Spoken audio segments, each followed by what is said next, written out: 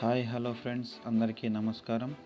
ఈరోజు నేను మీ ముందరికి కొత్త టాపిక్తో వచ్చానండి.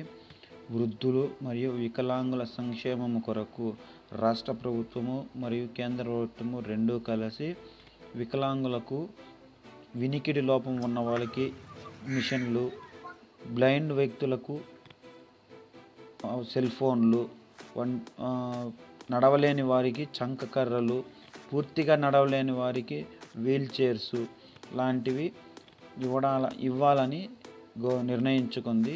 ఈ నిర్ణయంలో భాగంగా మొత్తం ఈరోజు సదుం జెడ్పీహెచ్ హై స్కూల్ నందు కార్యక్రమం నిర్వహించింది.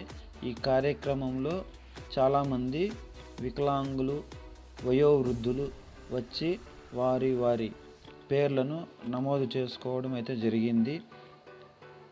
రీఅసెస్మెంట్కి సంబంధించిన ఏ విధమైన సమాచారము ఇక్కడ తెలియదు.